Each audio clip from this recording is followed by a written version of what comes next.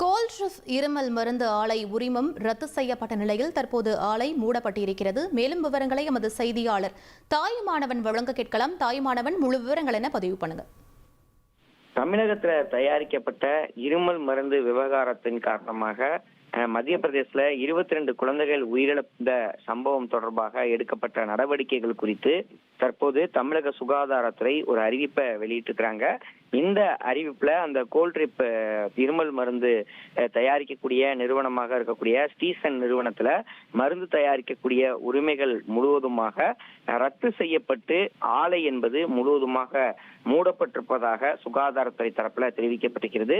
அது மட்டும் இல்லாம தமிழகம் முழுவதும் இயங்கக்கூடிய மருந்து உற்பத்தி நிறுவனங்கள்ல தொடர்ந்து ஆய்வு மேற்கொள்வதற்கு சம்பந்தப்பட்ட மருந்து கட்டுப்பாட்டு துறைக்கும் உத்தரவிடப்பட்டிருப்பதாக சுகாதாரத்துறையின் தரப்புல தகவல் என்பது வெளியிடப்பட்டிருக்கிறது.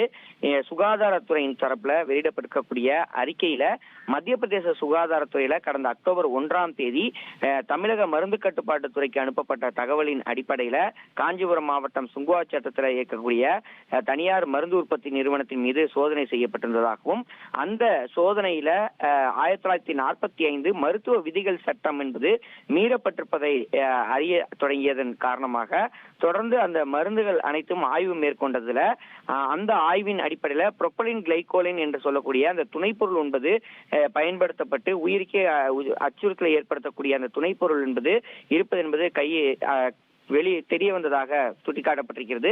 அது மட்டும் இல்லாம டைஎத்திலீன் கிளைகோல் டிஇஜி என்று சொல்லக்கூடிய டைஎத்திலீன் கிளைகோல் மற்றும் எத்திலீன் கிளைகோல் அறியப்பட்ட நச்சு பொருட்களும் அதிலே கலப்படமாக இருப்பது தெரிய வந்ததாகவும் இதன் காரணமாக உடனடியாக தமிழ்நாடு முழுவதும் அனைத்து மருந்து ஆய்வாளர்களுக்கும் இந்த மருந்து விநியோகம் தொடர்பான தகவல்கள் அளிக்கப்பட்டு எந்த பேட்ச்ல இந்த கலப்படம் இருக்கிறது என்பது கண்டறியப்பட்டு மொத்த மற்றும் சில்லறை விற்பனை மட்டங்கள்ல இந்த கிடைக்கக்கூடிய அனைத்து இருப்புகளையும் முடக்கி வைப்பதற்கு வலியுறுத்தப்பட்டதாகவும் விதிகளை மீறி இந்த டைஎத்திலீன் கிளைகால் என்று சொல்லக்கூடிய டிஇஜியை 48.6% என்ற அளவுல நச்சுப்பொருள் கலந்திருப்பது வந்ததை தொடர்ந்து உடனடியாக மத்திய பிரதேச அரசுக்கும் தகவல் என்பது வெளியிடப்பட்டு அதன் தொடர்ச்சியாக இந்த மருந்துகள் எந்தெந்த மாநிலங்களுக்கு சென்றிருக்கிறதோ அந்த மாநிலங்களுக்கும் தொடர்ந்து தகவல் என்பது தெரிவிக்கப்பட்டிருந்ததாகவும் அந்த வகையில புதுச்சேரி மற்றும் ஒடிசா ஆகிய மாநிலங்களுக்கும் இது தொடர்பான தகவல் என்பது வழங்கப்பட்டிருந்ததாக தமிழக அரசு சார்பில் தெரிவிக்கப்பட்டிருக்கிறது.